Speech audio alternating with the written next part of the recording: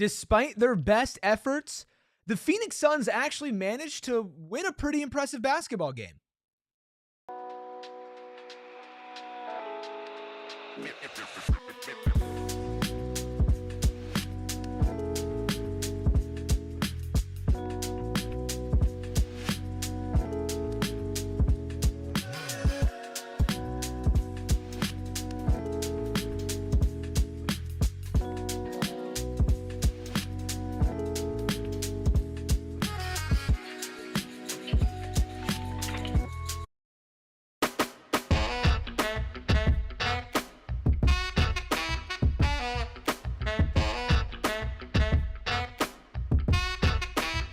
Even though they won just 2 games ago, it feels like we really needed the Phoenix Suns to pull out a big win tonight. And despite trying to hand the game to the Atlanta Hawks at the end of it, that's exactly what Devin Booker, Kevin Durant, Bradley Beal, Mike Budenholzer, and company did as they took down the Atlanta Hawks 123-115. I promised I would not be going crazy on this sexy sax unless the Phoenix Suns went on a win streak.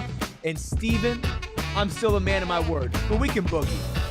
Give me a little dance. Definitely boogie. Give me a little dance. Give me a little something. Definitely boogie. A little something more than that. And you sitting over there doing nothing. What you mean? Give me one of those. I'm following your lead, man. I ain't leaving nothing. Y'all, make sure you are hitting that like button. We're celebrating a win tonight. We're giving out big, bright, shining star X Factors. Gerald's going to be calling in live from Footprint. I'm Erik. That's Steven. Noah's behind the Mac, making all of the magic happen. And we appreciate Sean, Cara, Landon, John, King Nacho, Melissa, Wow Factor, Lucas, Maze Devil, Mark, Bear the Blader. That's a great name.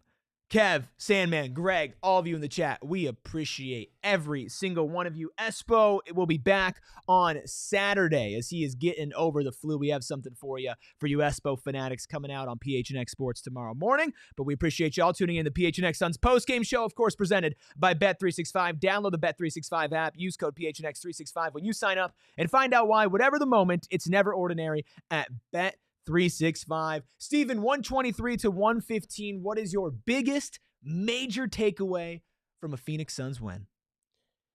Effort. We talked about one of my biggest resolutions that I had. I don't think you were on that episode because of ASU. Shout out the devs. Shout out to the devs. But we talked about resolutions, and I said I wanted to see some care factor from them defensively. And though the game against the Charlotte Hornets didn't end in a win, we saw multiple instances of players hitting the deck first, diving after loose balls, making those 50-50 balls not 50-50 and more like 75-25. Mm-hmm. And we saw that in Philadelphia when they got the win after the drought. And then we saw that again tonight. And we also saw people like Ryan Dunn diving into the stands. It's those efforts like that where they were simply non-existent. Those multiple efforts like that, not just from one player, but we're talking about 5 to 6 different people that have hit the deck over the last 3 games. I don't know if the Suns have had a stretch like that all season. So before anything schematic or anything trend-wise in the game, it's simply them showing a sense of urgency when the game is calling for it, when it's giving you an opportunity.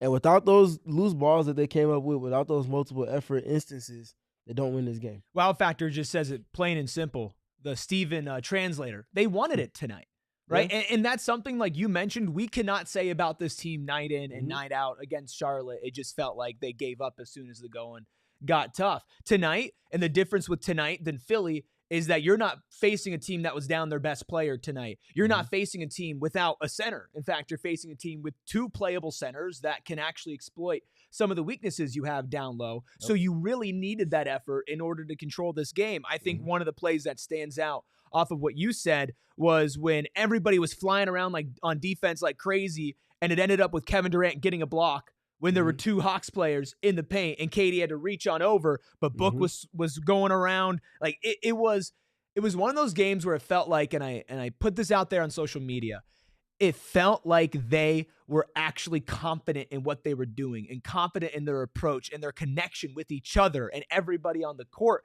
Yep. And it just felt like it came easy, came natural. And that's why the losses like the Charlotte one are so frustrating, because you turn around and you look at a game against the Hawks, which is full of better players, a better team, in a better position than the Hornets, and you actually saw that effort from the Suns. It's like, it's infuriating, and it's also somewhat calming to see that there at least is something in there they can tap into like that. And that's why it's frustrating to watch them go through some of the lows that they've reached over the last 2 months now.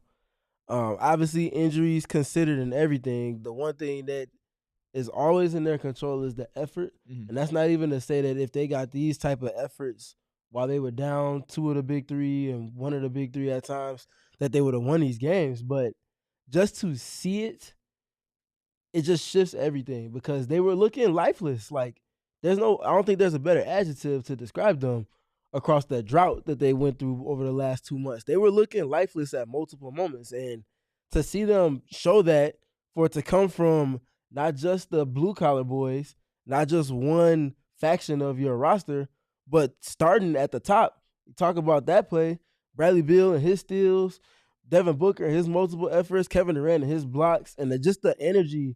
It was something that everybody picked up the baton off of. It wasn't just one person.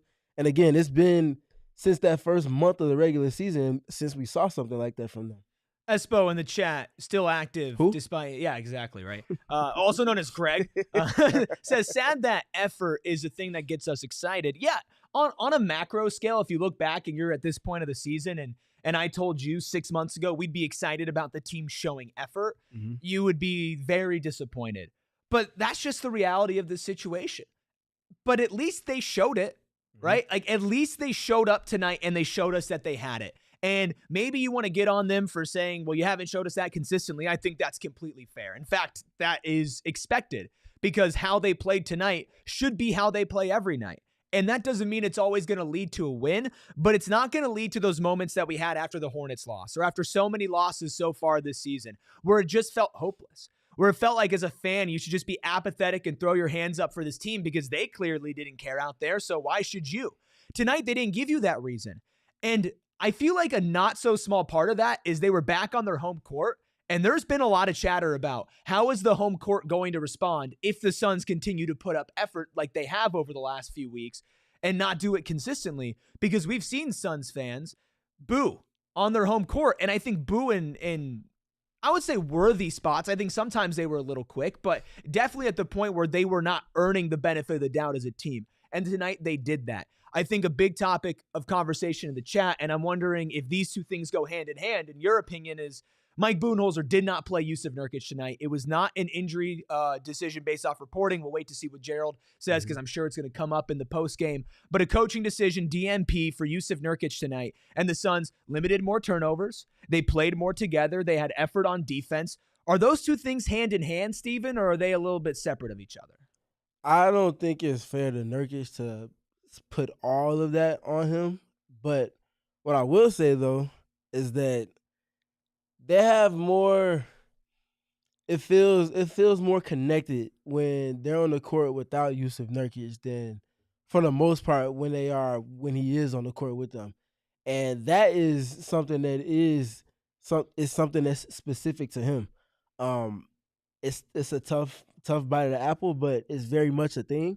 I feel like the numbers, which is a main reason why Mike Budenholzer and company decided to go to the lineup shift that they did going into this week, suggest and support that claim.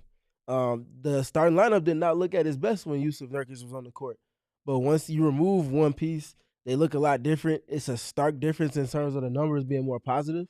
And that's where they are. And I think it's on a coach to notice those trends, to trust the numbers, and also pair the numbers with the eye test, and then make the subsequent changes needed to realign the ties for them. Out of the three centers on the Suns roster, the one center I'm the most okay with not playing is Jusuf Nurkic. Right? Mm-hmm. He also happens to be their highest paid center. But what Mike Budenholzer has showed over the past week is that he doesn't care what your salary is. He's starting to make clear-cut decisions onto what he thinks is best for the team. And for me, it's about damn time, right? And we saw at the beginning of the year him making adjustments, him being very quick to throw the rookies in there. And then it kind of felt like that got scaled back a bit. And then over the past week, he's just been going full force. And you have to give him a ton of credit for that, not just by taking Nurk out of the rotation, which felt like basketball-wise a clear choice, but as we all understand, there is a lot more that goes in these decisions. But his rotations outside of that, Steven, were on point tonight, which is not something we've seen from him consistently this season. Yeah. Closing with Grayson, probably the loudest of all of those. Well, it was tough because it got to a point where you're like, ooh, Grayson might be selling the game a little bit. For sure. But I like the dice roll in the sense where you're trying to figure out things with your lineups and you're trying to figure out specific to this game, what this game is demanding from your team and who's been most aligning with that at each position that you have. And going to the Oso lineup to close, going to Oso specifically with Kevin Durant, having them two out there with Bradley Beal as well as Devin Booker, and then obviously with Grayson Allen to close as well. I think there was a clear attention to detail in this game in terms of preparedness to start it, 38-31 to start the game, setting the tone, and then coming out of the break, 30-20. I think they gave up 40 in the second quarter.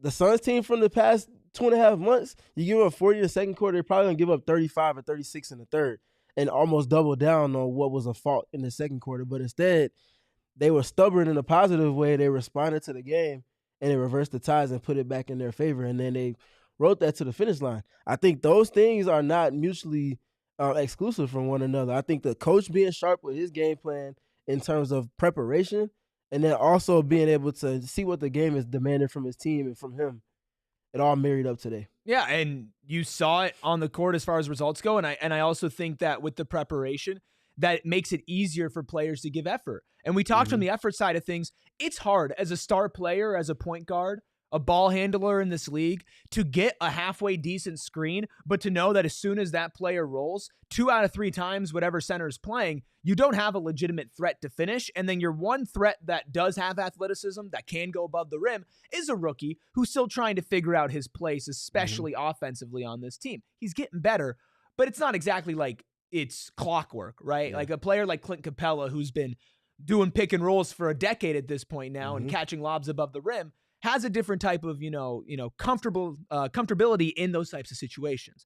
And so to now take that element of doubt away, at least for part of the center rotation, lean on Oso more. It opens up so much for your big three. And we did hear from Mike Budenholzer post-game on why Jusuf Nurkic got a DNP-CD. Yeah, just went with Mason and Oso tonight. Again, always just trying to figure out what's best for the team and find the right combinations, the right group. Is it a matchup deal for tonight with Nurkic or not? No, we just went with Mason and Oso. You're not going to get a ton off that. If anything, it actually is a little bit more telling how little Bud said there. If you had to put money on it, since you are the best, better out of all of us on PHNX Suns, would you think that this is something that is consistent? Is Jusuf Nurkic going to be DNP-CD or very low minutes after now he's been moved to the bench?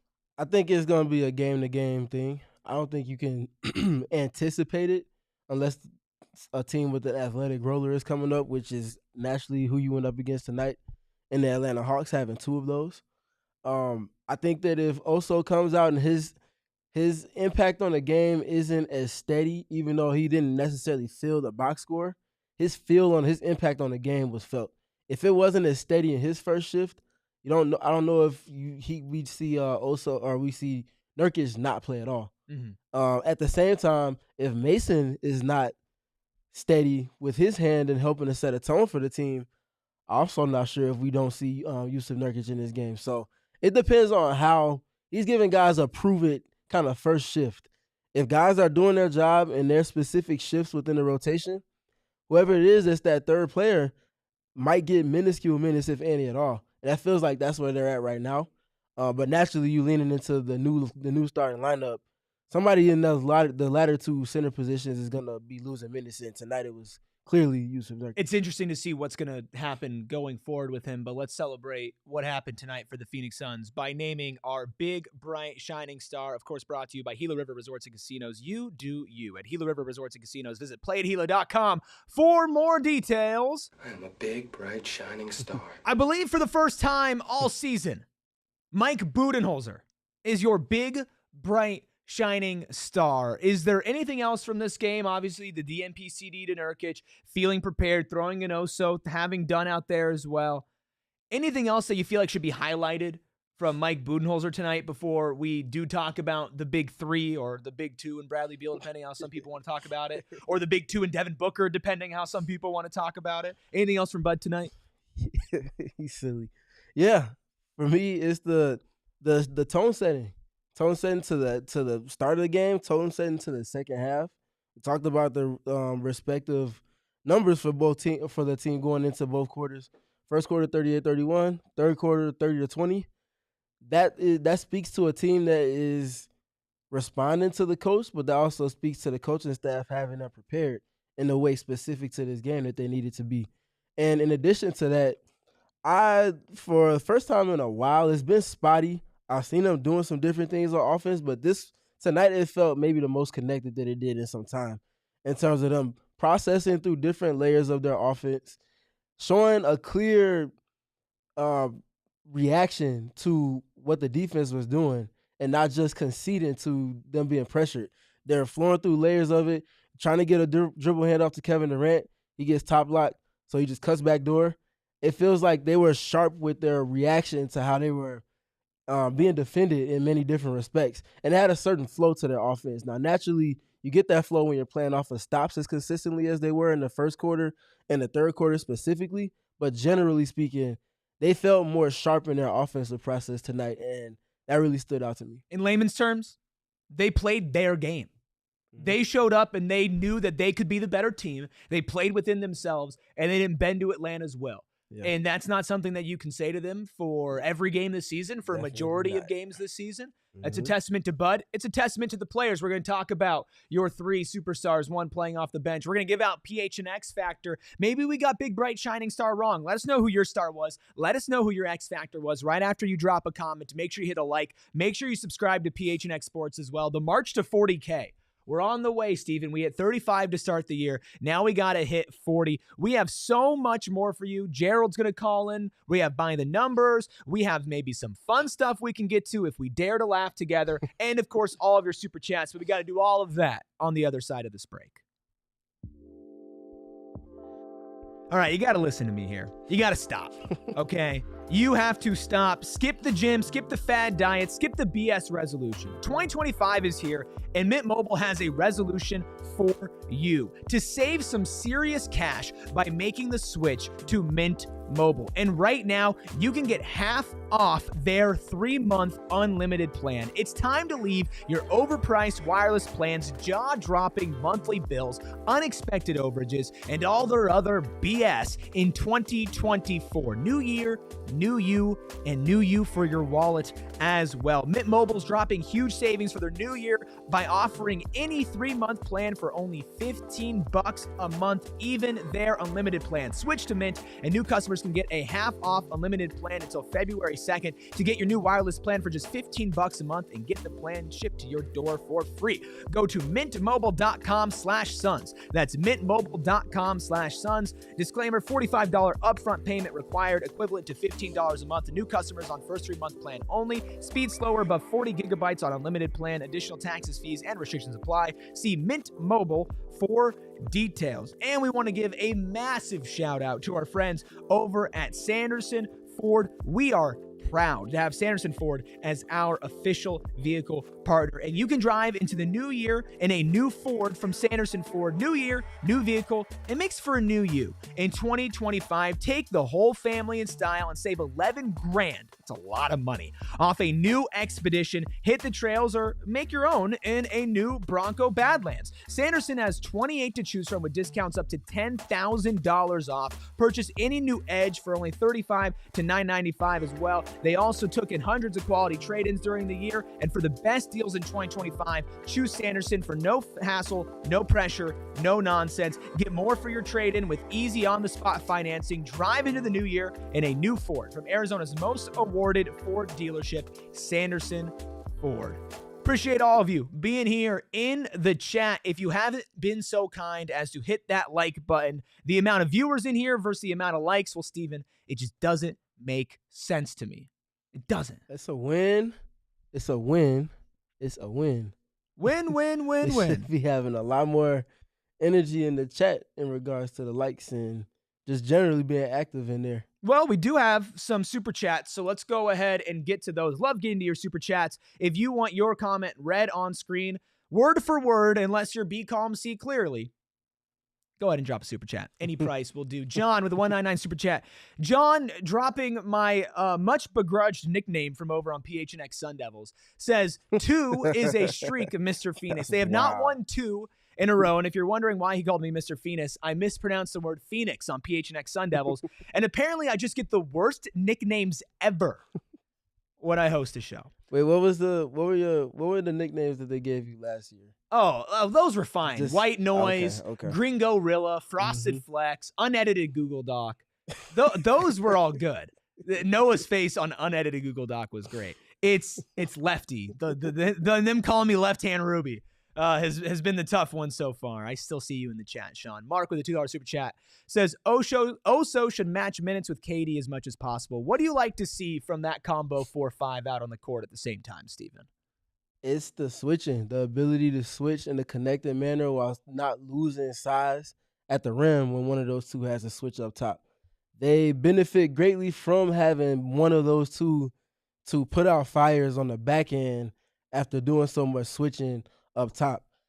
And then on the other side of things, having a center that's making smart decisions, not always the flashy decision, but making a smart decision, and somebody that can play and pick and roll the way that Oso Ighodaro can, has been greatly beneficial for this team. And to that point, and to Mark's point, coming into tonight, those lineups with Oso and KD on the court together without Mason Plumlee or Jusuf Nurkic on with them were a plus 6.5 in non-garbage time minutes.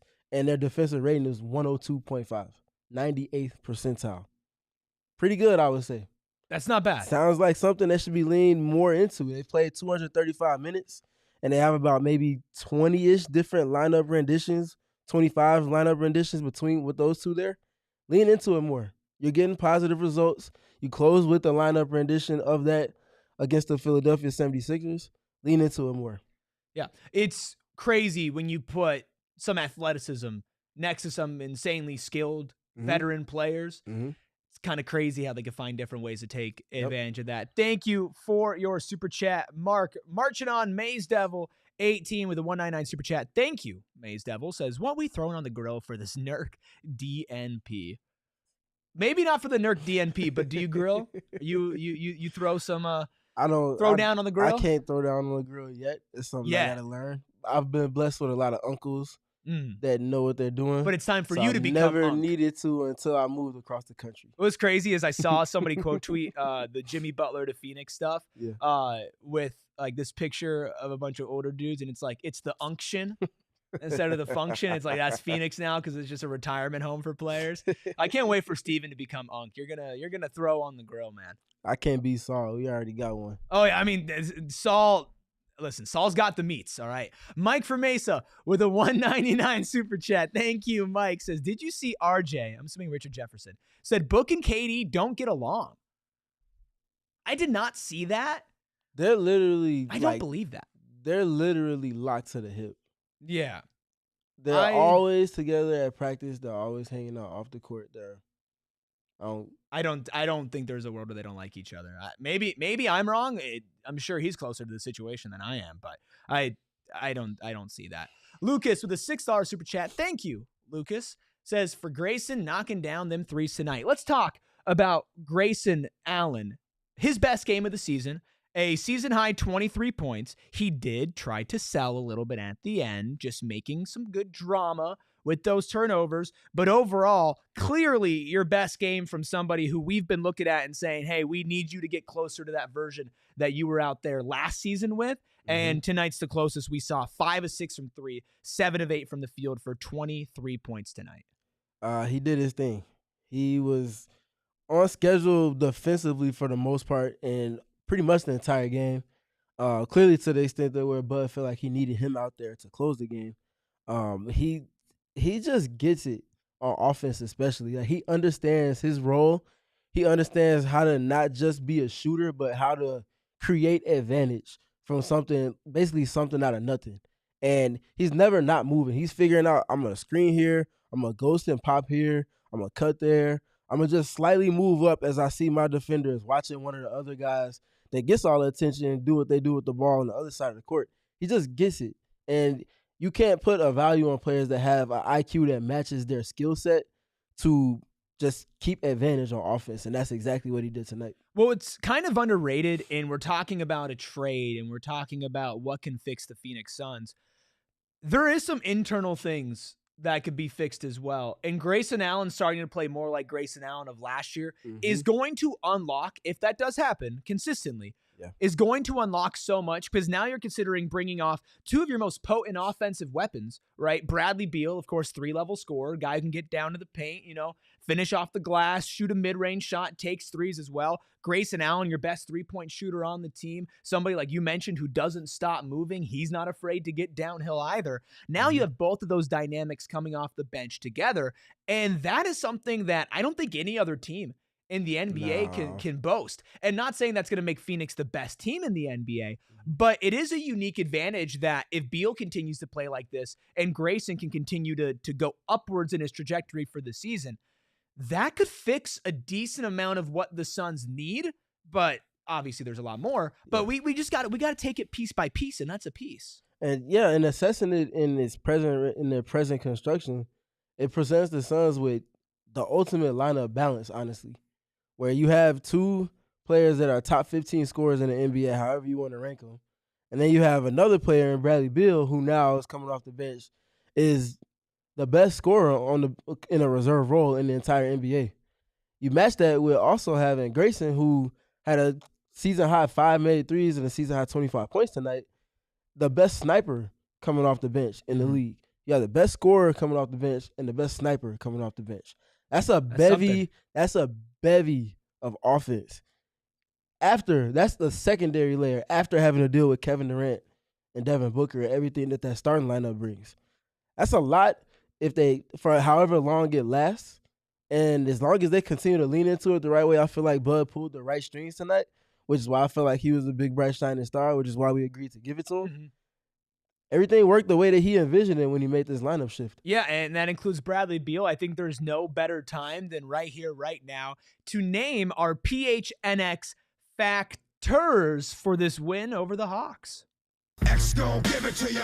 Grayson Allen, check. We talked about him, his best game of the season off the bench. We also have to talk about Bradley Beal. Both PHNX factors tonight, because for the second time since going to the bench and both times in the Suns wins, Bradley Beal has led the team in scoring. 25 points, 11 of 16 from the field, 33 minutes, 2 of 5 from 3, 1 of 2 from the line, adds 7 rebounds, 2 assists, 3 steals, and a block for Bradley Beal. Steven, is it an exaggeration to say that, despite it maybe being mentally a tough thing for Brad to go from being a starter to being on the bench, it's actually benefiting him and how he plays? Well, that's the thing. When we talked about it on Southwest Bias back in, I think it was early November, just as a thought exercise. I think it was you that said that he would be free mentally because he wouldn't feel like he had to fit in or step on anybody's toes. I think that's quite literally what we've been seeing with him in this role. Obviously, excluding the Charlotte game, it wasn't the best game, but his first game off the bench and his third game off the bench, high level efficiency, effective double-digit points. And my favorite part about it, since that shift, he's been getting double-digit points in the paint. He had 14 points in the paint against the Sixers, and then he had 12 points in the paint tonight against the Atlanta Hawks. Everything he's doing is starting with downhill, and then he's countering off of his downhill prowess. You see him get a switch with Clint Capella. He's threatening the drive, and Capella, after he's got already like 6 points in the paint, oh, man, he's going to blow past me. Let me turn my hips. soon as he opens his hips, pull back dribble, pull up midi, it's wide open at that point, and it's in a certain rhythm and cadence of play for Bradley. It's little things like that that feel like it's more sharp now with him in a reserve role versus when he was starting. And this isn't even just a Bradley Beal thing. I argued this. ASU basketball's in a similar position where they're bringing off one of their best players off the bench simply because of fit. He's a score-first player who can get to 3 levels. And I just like that for a basketball team. Because, again, that's a very unique situation to be put in. And Bradley Beal is still better than a lot of other guys who are explosive scoring options off the bench. Like, again, you can hate on Bradley Beal, but at the same time, Bradley Beal skill-wise has proven it in this league for over a decade now. Right. And that's not something that a lot of players, especially players who are now coming off the bench, can boast. And you have to give him a ton of credit because he's approached this as an absolute pro. Yes, he has. To the extent of not just for himself, but for his teammates. Ryan Dunn speaking glowingly about Bradley Beal and just how he hasn't shifted in terms of still being a great teammate. How he continues to pour into him and also Iguodala whenever opportunity presents itself. I think that in tandem with him taking the shift of and line up the way that he has and responding the way that he has. He's an ultimate advantage in this role in particular with this team right now. And who knows, maybe this is the role that they need him to be in for them to get to where they desire to be. It's a win-win situation. Espo said it in the chat earlier. Not only is Beal playing better which if you keep him and for overall team morale you've needed from him to win games and to be in a better spot, but he's also upping his trade value.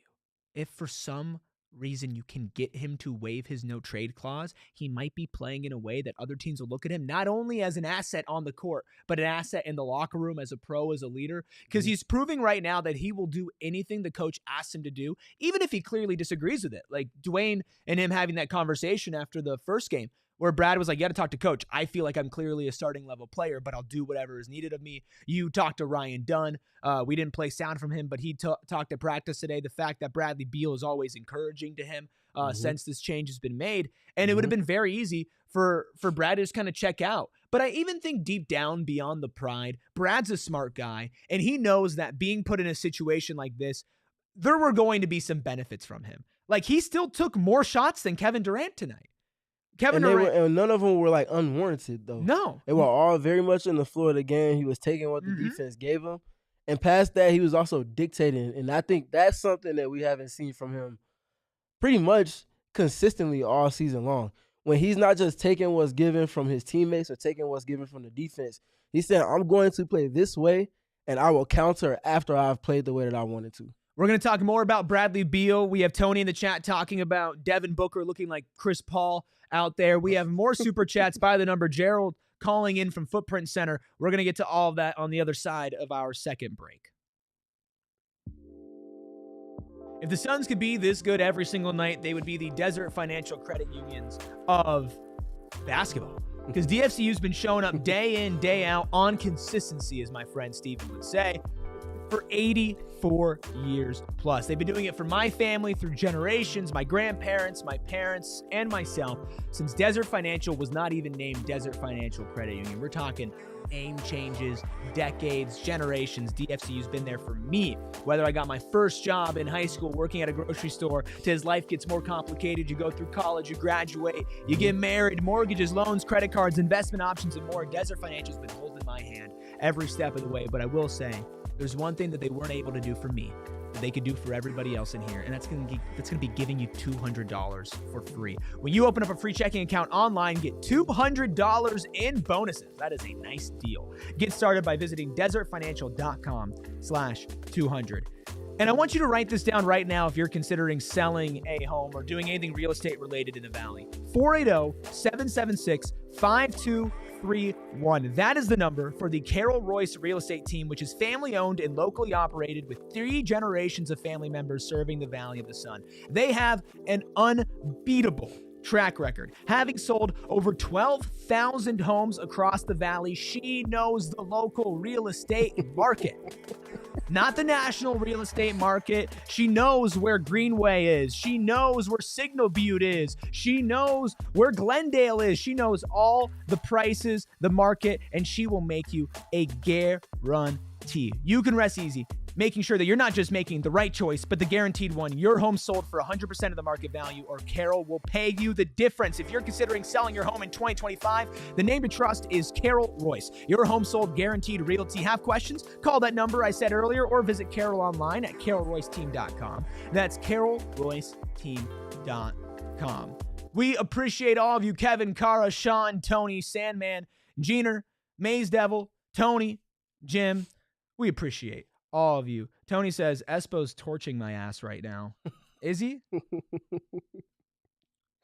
Espo says, Eric's grandparents' checking account number was 2. They were definitely older. Where else is he flaming me? I don't see it. I don't see it. Bring it, Espo. Bring it. I'm not scared of you. Your Twitter fingers commenting away. Say it to my face, Espo. Yeah, I'll see you Saturday, big dog. Steven, you have any more thoughts? I'm glad you're sitting in the middle so y'all can have a 2-shot over there. You can cut me out of that Noah and let them have that. Yeah, that's a good one, Espo. Steven, any final thoughts-ish? I mean, we can bring it up later if you want. You know, you can do whatever you want, really. But on Bradley Beal, before we talk about the Devin Booker of it all. Yeah, with Brad, I'll start first with the defense. He's been, after Ryan Dunn, their best point of attack defender this season. And that is right in alignment with last season as well, because for players that were consistently in the rotation, it's not a good thing. It's a compliment to him, but it's not for the team that he was your best point of attack defender. Because it's not fair to lean on someone that has to carry such a heavy load for your team offensively. So I also have to bring that defensively when you're in this big 3 construct. So seeing him consistently on that end of the floor, handling his business, staying attached to the ball, getting steals, not gambling too much, but doing just enough to give them an uptick in activity that they need to force some turnovers and play in transition. He brought it. He got the game-deciding steal, essentially, on DeAndre Hunter. And it's little things like that with him that continue to help kind of bridge the gap and give him an impact on the game past just scoring the ball. If you take it back to offense real quick, his feel for the game has really been on display the last couple of games as well. One of my favorite things is that it's not – I mean, maybe it is, but last season they were trying to figure out how to unlock Bradley Beal, let him initiate a little bit more, but let for when he's initiating the offense to take on a different feel. Think about it as when quarterbacks in the NFL or teams in the NFL will go to a wild card offense. You have your traditional offense and the way things are run, and then you have a different style that's a different type of athlete initiating your offense. And you see, I'm sorry, dude. I'm sorry. You got to stop, man. You got to stop. I'm sorry. Be calm, see clearly. You are crazy. All right. I'm sorry. I didn't even so see. Sorry. Yeah, Beal 4 stocks tonight. Let's get to some super chats. Sean, by the way, Sean, you threatening to leave makes me want to hold you hostage, okay? We'll get to yours, be calm, see clearly. I'm so sorry. We'll get to Devin Booker too, but you know what? Screw it. We're reading be calms. I'm not reading his first one. I'm not reading his first one. I will read the one he just said, and then we're going to talk about Devin Booker, and I'll get to the rest of your super chats later. We appreciate all of your super chats. Some good questions in there as well. Be calm, see clearly, with a $5 super chat. Says, I still need a boyfriend. Don't tell Booker. Are both of you guys taken or single? If you need a boyfriend that's down for a rumble. I'm married, happily and forever. So sorry. I'm taking, sorry. Oh, Noah! Yeah. How about that? Be calm, see clearly, and Noah. That's a match made in heaven. They don't even know Noah yet. Yeah, but if they did, they would know it's a match made in heaven. True. This is true. All right. We do know about Devin Booker. It's funny because there are kind of dueling thoughts in the chat. Tony talking about how Devin Booker's Chris Paul, and somebody else, I forgot who commented. I'm sorry, I missed your name. We're talking about how like Devin Booker's a bum, right? Like what happened to him? He sucks. What did you think from Devin tonight? His first time in his career with 3 straight games of 10+ assists. He had a double-double with 20 points, 12 assists, 2 turnovers on the night, a steal, 3 rebounds, 0 of 8 from 3, 9 of 21 from the field in 40 minutes. I wrote about his playmaking taken a turn for the positive earlier this season. I think it might have been either my first or second notebook on gophnx.com. The way he's seeing the floor, he's anticipating things, he's getting off of it at different speeds, whereas before it would be like hold it a little bit and then make a decision.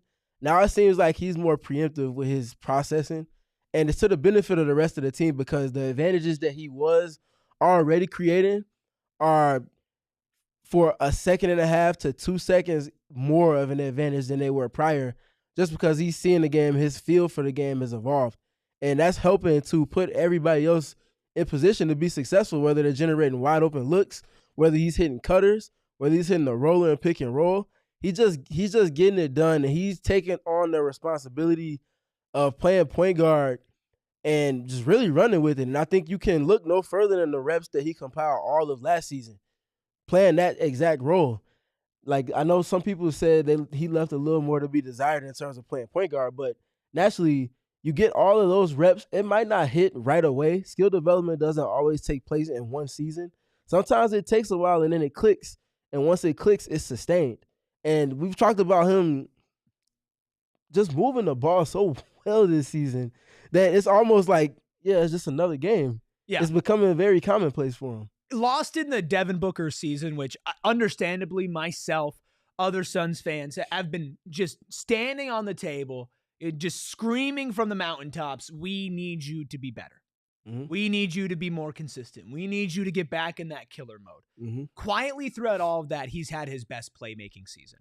And underrated part of Book is every single step in his career, he has gotten better as a playmaker to the point where I didn't know if he had another level to hit. And I think he's hit that this season. Now, Tony in the chat says, here's the thing, though. We have a point guard already. Yeah. I do not think you always need Devin to do that. But on a night like tonight where he's 0 of 8 from 3, 9 of 21 from the field, I do enjoy him dipping more into his playmaking bag. Right, and looking to set up a Kevin Durant, a Ryan Dunn. Tyus Jones had 16 points tonight on 50% shooting from the field, 4-7 from 3. Of course, you share the court with Bradley Beal, and with Bradley coming off of the bench, he comes in with more of a focused scoring effort. Book knows how to set that up as well. This might be the formula, and that's unfortunate maybe for Devin Booker fans like myself who know that he's going to be judged based off of his high-end scoring output. But if it results in wins, if Book becomes a low 20s double-digit assist guy in this iteration with this team because that's what's needed, then that's a positive for him. That's a benefit for him. A.A. Ron says, why is Book playing point when we literally have 2 this year? I'll take that. Please. That because so when you obviously you have someone that's literally bringing the ball up the court and setting the table for your offense, getting people into their positions to then get in the sets.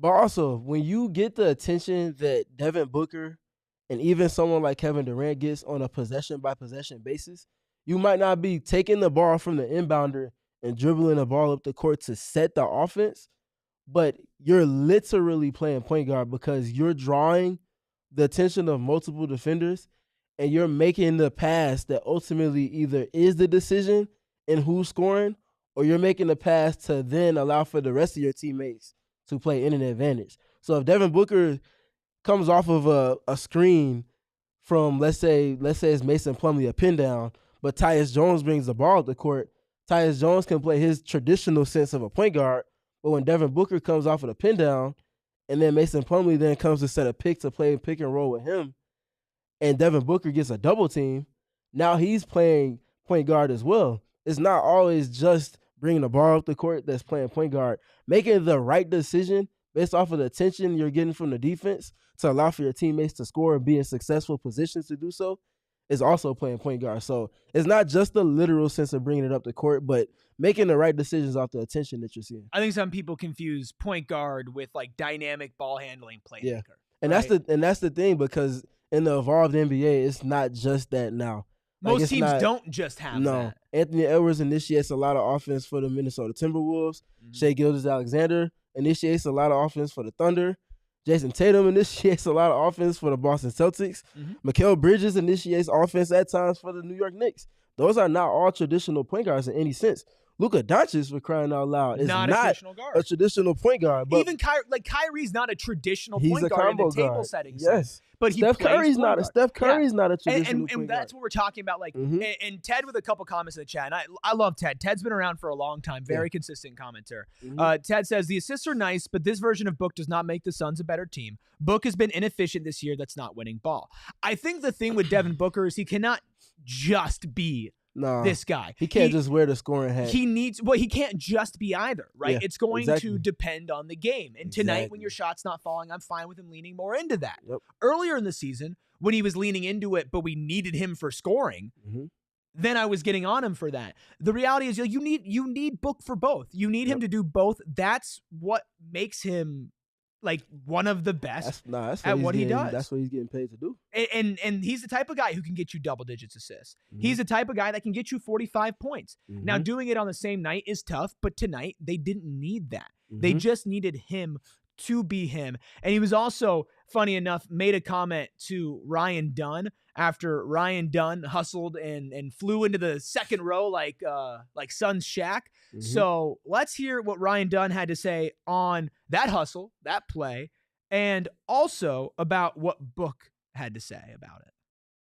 It's about like sparking the team, sparking the crowd, and you mentioned diving into the stands, and then you dove into the stands. Hey man, you manifested, bro. Shut up. I don't like you, bro. Go home. Go home. Go home. Go home. Go home. See, like I deal with every day. But nah. Been around a long time. Yeah, don't worry. I'm gonna get him to do that one day. I'm gonna get on him. But nah. Didn't think you were gonna dive into the stands when you said that, of course, hey, right? Man, just gotta spark, do something sparking. Nah, just try to make a hustle play. You know, it's just something that I try to do on this team. That's kind of my role. So that's something that I want to try to get to. Calling it fake hustle. But I don't think anything's fake about Ryan Dunn. More on Ryan Dunn. More on this game. By the numbers. Gerald will be calling in soon. All of that on the other side of our final break. Well, because you asked, be calm, see clearly, I am happily taken to my lovely, beautiful, wonderful wife, and I was able to get her the birthday gift of her dreams thanks to our friends over at Game Time, because I found the most affordable ticket to a massive concert that she wanted to go to, the Billie Eilish concert, and I did it through Game Time Picks because they filter out the fluff. They gave me the best price. I saw the view from my seat, all-inclusive pricing as soon as I toggled that on, no hidden fees, none of it. It was all because Game Time is the best place to get tickets, but it's not just for concerts, Steven. I know what you're thinking. It's got to just be for concerts. No. Sporting events, theater events, live comedy shows, whatever it is, Game Time has you covered. And right now, you can take the guesswork out of buying tickets with Game Time. Download the Game Time app, create an account, and use code PHNX for $20 off your first purchase. Terms do apply. Again, create an account and redeem code PHNX for $20 off. Download Game Time today. Last minute tickets, lowest price, guaranteed. Also, big shout out to our friends over at Gila River Resorts and Casinos. In order to stay lucky on the slot machines, I always press the button with my left hand. And that's because I'm always doing me. Because you do you at Gila River Resorts and Casinos at all 4 of their locations, not just at Wild Horse Pass where we hold so many of our watch parties and our events, but also at Lone Butte, Vequiva, Sandtown Mountain. It's the best that Arizona has to offer. It's the best the country has to offer. 4,500 slots and live table games, live action at the sports book. You could do a staycation at the poolside, at a room, whatever it is. Gila River Resorts and Casinos is there from upscale to approachable. They have live concerts. They have everything under one roof at Gila River Resorts and Casinos. Of course, we'll be hosting events there like we have, Suns watch parties, PHNX Live like we did with Archie Bradley, and so much more. The only rule is you do you. At Gila River Resorts and Casinos, visit playathila.com for more details. All right. Before we get to your super chats, which you've all been so kindly and patiently waiting for, I want to make sure we break that 100 like barrier here on YouTube. I know that we have plenty in the chat who could help us break that. We're so close. Hit that like button. Make sure you subscribe. Of course, we will be off tomorrow, but back for a Saturday afternoon edition of Suns basketball pregame and postgame show, all right here on PHNX Sports. Let's do By the Numbers, presented by Desert Financial Credit Union, Arizona's #1 credit union, named by Forbes. What's in the box? The Suns handling business. And I want to look first at the bottom of the screen. That points in the paint number is not something that's been in their favor at more than just 2 or 3 or 4 games all season. And tonight they won that handily. And I think that speaks to what we were speaking to earlier and them needing to take what the game is suggesting they need to bring and play into that. Early in the game, we saw Kevin Durant get bucket after bucket, getting downhill, scoring in the paint. And what does Bradley do? Bradley Beal do when he gets into the game for his first shift? Plays right to his strengths and sees that Kevin Durant's doing this, and he gets right downhill and starts getting into the paint as well himself in multiple different contexts past just isolation basketball. And it's them all leaning into that. You got Devin Booker getting into the paint, scoring there. Monte Morris doing a little bit there. The Suns center group, Mason Plumlee and Oso Ighodaro finishing and scoring in the paint. The Suns in general were just handling their business from the inside out. That set up shot for their three-point opportunities like we always speak to. Paint touch is king. Usually leads to three-pointers for them. But them going past just the kick-out pass as like an automatic for their offense and them deciding, no, we're in the paint. We're going to get in the paint to score. And then we're going to do it again and again to the point where they had one of their, I think, top 5 or top 4 points in the paint games this season. Against a team with good center rotation. They don't have bad Onyeka Okongwu. rim protection at all. Even they have really long wings. I know Jalen Johnson was that, but you still have Dyson Daniels, Zachary Risachet, DeAndre Hunter. Like, those are people that when you switch, when you have help defense, they'll just like Kevin Durant with his long arms and long limbs, like that makes it really hard to be aggressive and go to the paint. But again, like Beal helped set the tone with that. Grayson helped set the tone with that, especially at the end there. Speaking of Beal, and one of the numbers there was bench points, which Phoenix slightly edged out Atlanta in. This was Bradley Beal after the game talking about, adjusting to his 6-man role, how his approach changes going to the bench, and taking pride in how he plays no matter the circumstances. What's kind of the biggest adjustment? Because I don't think you've come off the bench since in like 8 years. So in terms of your approach or mentality, is there any adjustment? Everything. Everything. Yeah. My preparation is totally different now. So. How so? It just is. You don't start the game off, so you gotta make sure that you're ready to go by the time your name is called. So. What was your reaction when you guys had that conversation? I literally looked at coach and said, okay. I'm not gonna argue, you made your decision. So it's up to coach. Is there a moment for you that's the weirdest part of coming off the bench? Is it like when lineups are introduced? Is it when like the game starts and you're not out there? What moment does it kind of kick in a bit? Every moment. But again, I'm not going to be a distraction. I'm not going to be an asshole. I'm not going to be unprofessional. I'm going to do my job, do what I'm asked to do. Do you take pride in the way that you're playing despite that extreme change you're talking about? Just with the level that you've played at despite this extreme change, I should phrase it as. I always take pride in my game, in who I am and what I do, and it's no different. I guess it's just more magnified because it's something that people are not used to seeing.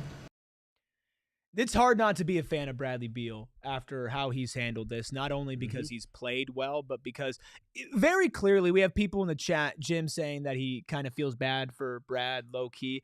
It's clearly a tough situation. He clearly does not want to come off the bench by the way that he's speaking, but he's mature, and he's not the type of person where he says he wants to be a distraction, right? Red Hawk in the chat says Beal is a total class act, a true professional. That's not something you see nowadays a lot in professional basketball. And for somebody under the magnifying glass like him to not only take that in stride, but to also stay true to yourself, not like, overtly lie about how happy you are about the change. Like, he's being himself, but he's also showing up to work and putting in his best effort. You can't be mad at him about that at all. No, and like I said, the response from a player that is put in a situation that they really haven't been in before, they're either going to be really good or they're going to be really bad. There's no soft spot in between, especially this early on. And for 2 out of 3 games, he scored over 25 points. Like, that's what you would want in terms of your response. Your leading scorer, right? He's been your leading scorer. He's played not just jacking up shots, but he's played in respect to each game the way that the game has needed him to in 2 of those 3 games. And he's just getting the job done. And that's what you want. If you're going to put a player in an adverse situation or scenario, something that's really foreign, you want them to respond the way that Bradley Beal is. And that's not just on the court, but also with their intangibles, especially if they already assumed a position of leadership in some respect for your team prior to then. And he's done just that. He's checked off the boxes in the way that this team has needed him to. He's also even picked up the efforts on the defensive end of the floor as well. And I don't think you can ask for much more than what he's given you in 2 of these 3 games, because it's been a true spark. It's been needed. He's always been needed on the bench or starting. And that was the whole conversation for me when we were exploring a reality where, hey, you know, maybe if this does happen, is there a possibility that's beneficial for both sides? And my argument was, you know, it might be hard. It might be a tough pill to swallow, but it does open him up, right? Mm-hmm. And if he can impact the game in a different way, like, that's what the Suns need him to do, is to bring more value every night. And he's going to play similar number of minutes. He still played 33 minutes tonight. He closed the game. Mm-hmm. He played with defensive activity and energy. And if anything, there's a little FU to him. There is a little bit of extra attitude. It should be a response that's that. a good thing. That's That's the type of thing that we need from this team. We need a little bit more FU energy. Right? Not FU energy in the sense that I'm going to crumble when things get emotional. And not just going and walling off and hitting people for no reason. Right, or just going off and taking 35 shots and not looking at your teammates. Exactly. FU energy. Like respond in FU energy and, like, let me show you how good I am. And speaking about how good people are, I want to let everybody know we are so close. We are getting very close to Gerald Bourguet calling in live from Footprint Center. I want you to grab a snack. I want you to grab a drink, because there's going to be a little bit of a twist here because it's a little different. But Gerald is going to be joining us very soon. Hit that like button for him. He's going to give you more updates. He's going to talk about Bradley Beal. He's going to do all of that. We cannot wait to get to Gerald, to get to Girth. But we're talking about Bradley Beal. Your final thought about the way that he's coming off the bench. Let's say he stays on this team and he maintains this for the rest of the season. Like, is that enough to kind of turn your fortunes? I think it can be. It's a step in the right direction, because it's clear that the team needed a change. And I've been tapping a sign on it needing to come internally past just making an external move, bringing in someone new. And it's not just going to have to be the lineup change either. It's going to take more of them retooling their approach to preparation and the attention to detail respective to each opponent. And they have to show that with a handful of games coming up that they should be able to do so in, which we'll be gauging from. But this is a step in the right direction for that. Well, to bring us more from Footprint Center, what the players had to say, his thoughts on the game, ladies and gentlemen, boys and girls, it's time for Girth. Beyond the light, there shall only be one. Welcome to And guess what? This is now called From the Home Court, presented by the Carol Royce team, your home sold guaranteed realty, Arizona's fan favorite real estate team, where Carol will guarantee the sale of your home for 100% market value, or she will pay you the difference. Learn more at carolroyceteam.com. Coming in live from Footprint Center, it's the one, the only, Gerald Bourguet. Gerald, the most pressing question: how does it feel to finally be important enough to be sponsored? It feels great. I feel fantastic that my rights have been sold. I feel important. This is a big step for me, and it only took 3 years on the job for it to happen. So we're moving up in the world. Only up from here, Gerald. What were your initial thoughts and takeaways from what felt like a pretty complete Suns game? Yeah, I mean, I think it was a good game. I think it was as close as they've been to putting a full 48 minutes together in quite some time. I also think it was a 500 Atlanta Hawks team that they beat on the end of a road trip, and I think that was kind of reflected. I do think the second half defensively was something that they're going to need to look into, because giving up 72 in the first half and then completely transforming in the second half and holding them to 43 points was impressive to me. And I think this just goes to show that, again, Oso Ighodaro needs to be getting a lot of minutes. There's going to be a lot of talk about Jusuf Nurkic being a DNP and his comments about that and the lack of conversation there. But for me, I'm looking at what this team looks like right now, the pieces that are getting minutes, and hopefully this is something you can push towards more consistency as the guys that will potentially be here past the trade deadline, trying to find some semblance of consistency with them. Did you mention that Jusuf Nurkic had comments about him getting benched? Or are you referencing Mike Budenholzer? Because we haven't heard or brought up Nurkic's comments yet, if that's happening. Yeah, so Kellen Olson got a hold of Nurkic on the way out, and he asked him what that conversation was like or whether there was one, and Nurk said no, he never communicated that, but that's fine. And then Kellen kind of asked him, okay, so how are you kind of embracing that? And he said, no comment, man, just trying to be a professional and staying ready, that's all. So it's kind of clear at this point that there was no conversation, or at least not a lengthy one. And Nurk probably feels some type of way about that. I think we can agree that at this point, you've got to try something different with the center minutes, but not having that conversation at all is kind of an interesting tactic there, unless you are pretty confident that this guy is going to get moved at some point. So read into that however you choose to read into that. Gerald, 54 points in the paint for the Suns tonight. 12 from Bradley Beal, 12 from Kevin Durant, 10 from Devin Booker to set the tone in that. And that ties their second most in the season, and they've done that about 4 or 5 separate times. What was the difference in, I guess, their approach and how they found an avenue that the Hawks couldn't respond to and continue to tap the sign on that all game? Yeah, it was kind of interesting because I feel like, obviously there was a point probably midway through the second quarter where they were still shooting about 75% from the floor. So I do think being able to knock down shots helps open things up, but it did feel like there was more of a concerted effort to get into the lane. And they did a good job of finishing once they got there, which, you look at Grayson, for example, he has not finished well around the rim this season. You're hoping that at some point those numbers start to tick upward, closer to where they were last season.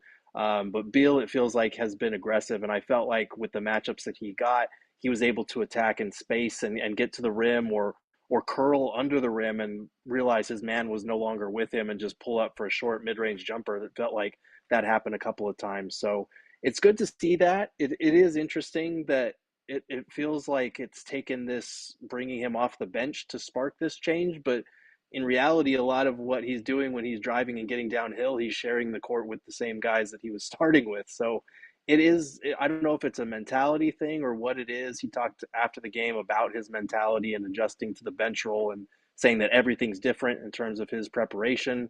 It's not something that he's used to. So maybe that's it, but it could also just be a Atlanta Hawks defense type thing. I'm not sure. We'll have to stay tuned and see. Does it feel like to you he seems more like free as far as not feeling like he's stepping on anyone's toes or that he has to play to a specific role now that he's kind of coming in as the super sub off the bench, basically the sixth starter, if you will? It feels that way based on what I'm seeing. Brad has kind of downplayed that notion a little bit, saying like, yeah, to a certain degree, when all three of us are out there, we always feel like one of the other guys could get a good shot as well. And so that's something we have to be mindful of. I think Devin Booker said that in his post-game conference as well. But again, a lot of these drives and these aggressive plays that he's making have come with Kevin Durant and Devin Booker on the court. So, and he has also, Beal has also said, this is just me being me. It's not necessarily about the role change. So I don't know. To my eye, it looks like he's approaching the game differently with this demotion. That could just be kind of the FU performances that we were talking about. If you're going to bring me off the bench, I'm going to show you. But that in itself could be the mentality change that we're talking about right now. There's a split conversation about Devin Booker right now in our chat. Some people happy with the 12 assists, his third straight game with double-digit assists for the first time in his career, but he did lead the team in shots, but not in points. He didn't hit a single three. Where do you fall as far as Devin Booker's performance in the win tonight? Yeah, I thought it was a good performance. I don't think it was a great performance. I think you need some of those threes to fall, and maybe on a night where they're not falling, take a few less. But they are a shot that the Suns need to take. They only took 33 threes tonight, and they need to get that closer to 40. Like I know that Devin Booker is very good at the mid range, but he has to have a balanced shot profile. Again, tonight I think he took one too many. He wound up taking 8 and missing all 8.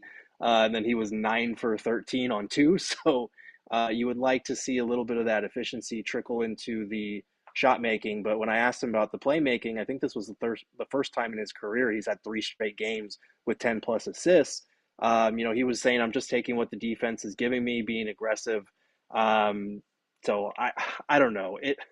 It's kind of funny because you bring in this point guard to make life easier for everybody else. And ever since you moved Bradley Beal to the bench, Devin Booker has basically been the point guard with Tyus Jones spotting up off the ball. So I do think that is one of the effects of bringing Bradley Beal to the bench is you are solidifying Devin Booker as more of a playmaker and ball handler, Tyus Jones as more of a spot up shooter. And that's why we're seeing the assist output from Book that we're seeing right now. Do you have any other final thoughts tonight about anybody else on the team? I know you mentioned Oso, Ryan Dunn. I know he had the quote fake ass hustle, diving into the second row. Any other thoughts tonight? Yeah, no, that interaction with Book and Dunn was great, and it was kind of nice to see that after a win, these guys still, like each other. There's been a lot of speculation about the chemistry and the vibes and stuff like that, and I don't think it has been great for the most part, but it's still good to see that type of thing in terms of vibes in the locker room after a win. And the other thing that I had was Bradley Beal touched on a lot of the 6-man adjustments and all of that, and he was asked kind of mentally, has this been one of the most challenging weeks of your career in terms of, coming off the bench, even though you're feeling starting caliber, all the outside noise about trade rumors and, the no trade clause and whatnot. And he gave some really great responses. We'll have them up on our YouTube page later, but just for now, he referenced, he's big on his faith. He referenced 1 Corinthians 15:58 and told us to go look that up. So I did. So for all of our listeners who are curious, it says, "Therefore, my dear brothers and sisters, stand firm, let nothing move you. Always give yourselves fully to the work of the Lord, because you know that your labor in the Lord is not in vain." So Beal is a very deeply religious guy. So for him to be quoting Bible verses, that he found one for this exact situation and had that prepared.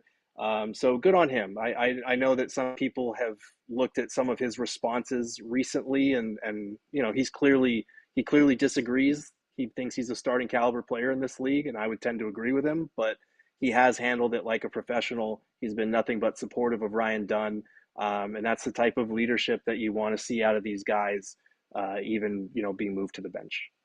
We appreciate Gerald for joining us from Footprint Center. If you want to read all of his fine work, you could do it over at PHNX.com. You can also follow him at Gerald Bourguet on social media. Thanks, Gerald. Thanks, guys. Have a good one. Everybody leave a like for Gerald finally being important enough to be sponsored. You just absolutely love to see it. Speaking of money, we have a lot of super chats that we are going to get through now. Appreciate all of your patience with the super chats and for sticking around with us. We're still going strong, over 420 of you in here right now. That's real nice. Make sure you hit that like button. Jackson with a $5 super chat says, "Good win versus solid team, but the last 3 minutes of the fourth quarter showed you why we are where we are. Can someone please teach Brad how to tie his shoes?" Steven, there was a couple minutes we were screaming at the TV there. Yeah, you can't play with your food because you leave that proverbial back door open for your opponents, and you're letting them score with the clock stopped on top of all of that. That's not going to make these games that you should be winning by double digits in a more comfortable manner what they should be. And you make yourself have to sweat through the finish line, and you leave things up to chance and risk. A lot of times, especially against good teams, if you don't close that proverbial back door, you even keep it open the slightest bit, they'll find an avenue to get back into the game. And we've quite literally seen that happen with this team a couple of times this season already. Another super chat, Mike from Mesa 499. Thank you. Mike says, "Why does Bud look like someone peed in his Cheerios all the time? Oso is the best center. Beal and Allen balled out. Much better defense tonight." Yeah, I do think Oso is the best center on the team. I do believe that you feel the same way. Beal and Allen did have great nights tonight off the bench. And yeah, Bud does always perennially look mad. Well, when your team is that's fair, severely underperforming, and you have the expectations that you communicated to everybody, like you should look like you're not satisfied. That's fair. You better not be satisfied. Yeah, you just bright-eyed, bushy-tailed, like ready to hit the day, smiling. Man, that's not gonna cut it. No. Fleaball27 says, you know what else is not going to cut it? Can we win one coach's challenge and never do it in the first quarter? Yeah, that is a pretty bad theme. Yeah. Alyssa with a 199 super chat. Thank you, Alyssa. Wonderful Alyssa, who comes out to all of our live events. Says, yay for a win. And they looked like a team. That's a double win, double W's tonight. Thank you, Alyssa. Winning a game that you should, in a way in which you should, will definitely help with that. Absolutely. A 199 super chat from Sunset City Hoops says, is Grayson on either of your do not trade lists? Nope. Because I said it in the beginning of the season that it was him in addition to one of Royce O'Neal, Jusuf Nurkic, obviously, or Josh Okogie that would need to be traded. I felt like the Suns were 2 moves away with the roster they came into the season with. I still feel that way now. And so because of that, Grayson's a great player. He is a player that checks off a box in a few different ways that this team needs. But that contract is just far too friendly for a team that it does not have many assets right now. Yeah, Grayson is not on my do not trade list. Actually, I did a Southwest bias on this with Locked On's Brendan Clean. You can find it right here on PHNX Sports, where we talked about Grayson Allen's trade value because it was right after I said I would trade him straight up for Goga. And Grayson has a skill set that's unreplicable on this team as far as shooting goes. Mm-hmm. But offense is more replicable, especially at the position that he holds. Mm-hmm. If you can move him for somebody who is an equal or slightly lesser value, but a better positional fit, especially if you're keeping Bradley Beal and not moving him for Jimmy Butler, he's got to be on the list of good contracts, good players that other teams would be interested in. I do think you'd be selling low, but you have to listen, especially with the influx of guards/forwards that you're playing right now, but not at any detriment to Grayson, if only actually a compliment because of how good he can be and how much another team might want him. Very interested in your answer for this one, because I don't know exactly what we're competing in, but Leo with a 199 super chat, thank you, Leo, says, Steven, who would win? Eric and Dunn versus Espo and Kaminsky. Let's treat it 2 ways. 2-on-2 basketball, and then a fight. Because that's what I took it as at first. Well, I'll answer the latter first. Only one of the 4 I know can fight in an organized manner. And that's Espo. I would say Eric and Dunn will win in the fighting dynamic. Do you think we'd lose in the basketball dynamic? No, I don't. Okay. I think you all will win in the basketball dynamic. That's what I like to hear. But I was just answering in no order. Tony says, I think Espo. LOL. I'm glad some people believe. Some people believe in Espo. Not me. Not in that situation. No chance. I got that confidence, baby. All right. We're rounding out here. We're having a good time. Steven, I will say there's still about 400 people left in here. We are about an hour and 13 minutes in. We have not talked a lot about Kevin Durant, and I think that's something that we should do here. 23 points, 7 assists, 3 turnovers, 3 blocks, 2 rebounds, 9 of 15 from the field in 36 minutes tonight. A quieter game from KD, but you can live with it considering the results. Yes. What consistently stands out to me with him this season is the points in the paint. I think I can't remember what the exact quote is, but I think at some point someone asked him about, because he spent so much time in the paint this season scoring, like with a true downhill presence, much more than in seasons that preceded this one the last handful of years. I think he attributed to a conversation he had with Mike Budenholzer and Bud telling him that he needed him to play downhill and in the paint a little bit more, just for the team's general shot profile, but also to help himself out and get into the free throw line, which get into the paint more. You're a scorer like Kevin Durant. You're also 7'1", 7'1.5", whatever your height is. You get the free throw line points, you get the points in the paint, and then you also still get the other points that he's scoring from deep and in the mid-range. The shot profile shift feels different, and I feel like it's sustained in a way in which I might not have said I expected for him to be playing to this level in the paint this season. He has, just off the top of my head, like 16 or 15 double-digit points in the paint games this season. And there's a lot of free throws that have come in tandem in succession with that. And he's been the sole hub for paint touches for this team in the multiple respects in which he can do so.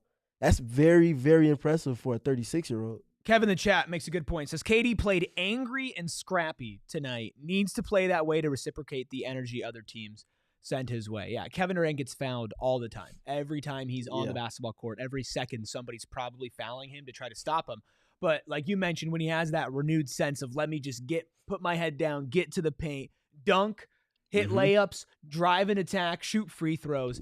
It adds another layer that this team so desperately needs from their best player, which he has been this season. But there is, I don't want to say an elephant in the room because we don't know if the elephant truly exists, but Mike from Mesa, he dropped a super chat about it earlier. There's some people talking about it in the chat. Richard Jefferson making comments about Devin Booker and Kevin Durant apparently not getting along. Now, of course, this is all coming from Richard Jefferson. We have no idea how close he is to this situation. But this is the quote that he had to say. Said, quote, "At what time has KD been teaming up with his boys worked out the way he would like? Because before, he loved Devin Booker. There was a mutual respect. Now they're not getting along. Don't really mess with Bradley Beal. Bradley Beal's out. Now they're going to bring in Jimmy Butler, potentially because that's what KD wants." Now, I'm not asking you to believe what Richard Jefferson is saying, but with your own eyes, have you seen anything that you feel like would imply that Devin Booker and Kevin Durant aren't getting along? I have not. So I refuse to have a reaction to it. And that's pretty much all I got on that. I mean, you see them very clearly having trust in each other. They have their on-court interactions more with each other than any other tandem of players does across the rest of the roster. Like, I don't know who his source is or, because he's not obviously not seeing it for himself because he's not covering the team on a beat sense in terms of a day-to-day basis. Right. So this is by word of mouth. I don't Yeah, it's tough because it's out of left field. You saw them. In fact, people were getting on them for both of them smiling after a loss. And nobody was happy about that. And you've seen, like, when Kevin Durant plays with a player that he doesn't enjoy playing basketball with, Drew Eubanks, Jusuf Nurkic, like, he doesn't hide it. He doesn't just, we're talking about that right now, Mirage. About what Perkins said. What did Perkins say? I don't know what Perkins said in response to that. Let us know what Perkins said, Mirage. But I don't see that in his body language. I don't see that in how they interact with each other. And we're not there. Maybe they're not as tight as they used to be, right? The results haven't been what you expected it to be, but it does feel like it's more of just a guessing game of sorts because, when Kevin Durant has teamed up with his friends before, a la Brooklyn with James Harden and Kyrie Irving, it ended on a not so great note. I'm not sure personally those guys don't like each other, but sometimes when you work with your best friends, you go into business with your best friends, you end up not loving your best friends. Espo says, you got Richard Jefferson talking out of his backside and Perk incapable of doing the math.